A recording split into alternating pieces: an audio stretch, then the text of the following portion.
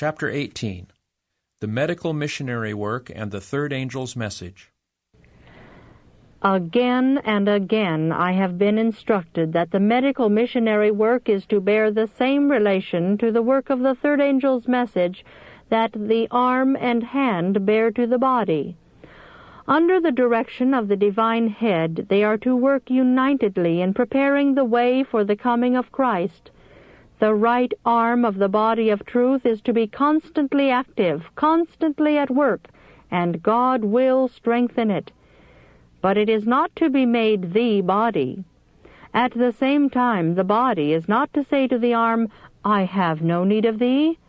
The body has need of the arm in order to do active, aggressive work. Both have their appointed work, and each will suffer great loss if worked independently of the other. The work of preaching the third angel's message has not been regarded by some as God designs it should be.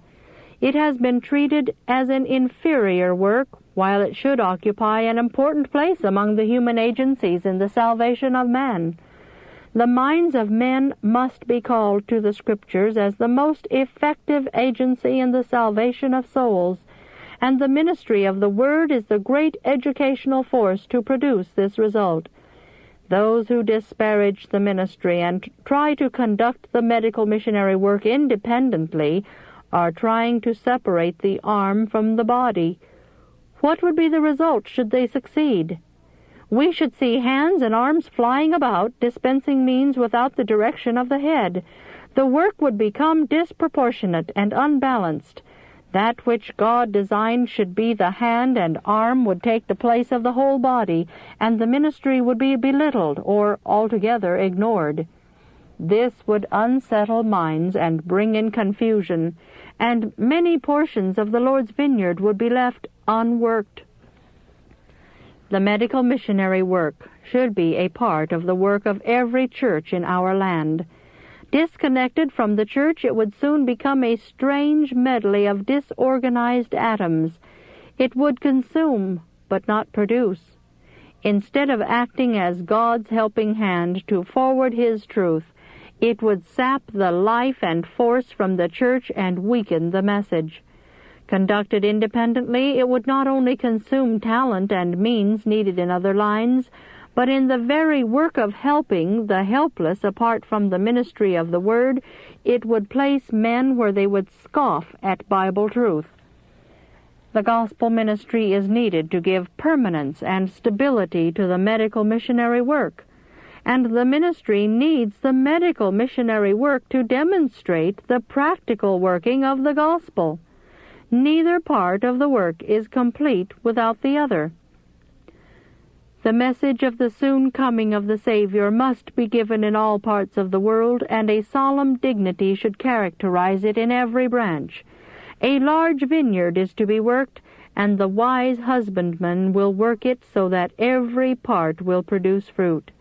If in the medical missionary work the living principles of truth are kept pure, uncontaminated by anything that would dim their luster, the Lord will preside over the work.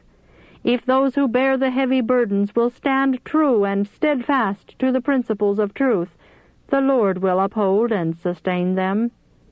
The union that should exist between the medical missionary work and the ministry is clearly set forth in the 58th chapter of Isaiah. There is wisdom and blessing for those who will engage in the work as here presented. This chapter is explicit, and there is in it enough to enlighten anyone who wishes to do the will of God. It presents abundant opportunity to minister to suffering humanity, and at the same time to be an instrument in God's hands of bringing the light of truth before a perishing world. If the work of the third angel's message is carried on in right places, the ministry will not be given an inferior place, nor will the poor and sick be neglected. In His Word, God has united these two lines of work, and no man should divorce them.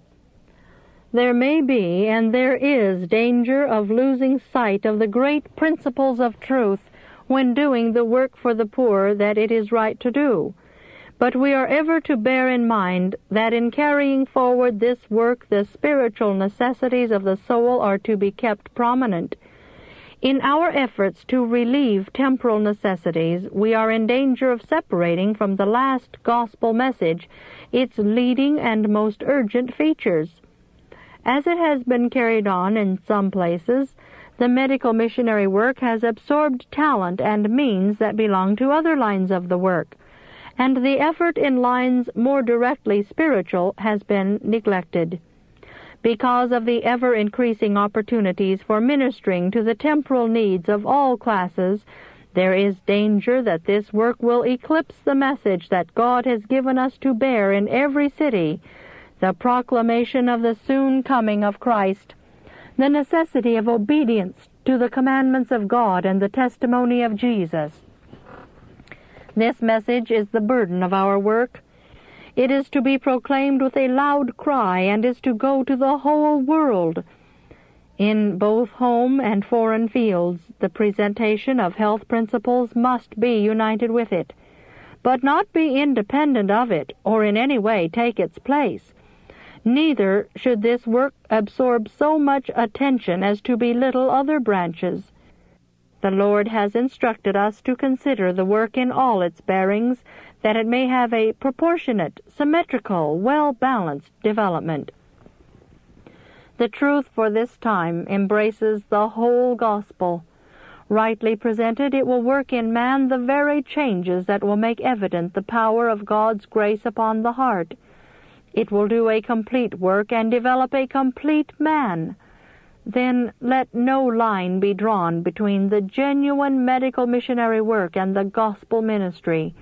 Let these two blend in giving the invitation, "Come, for all things are now ready."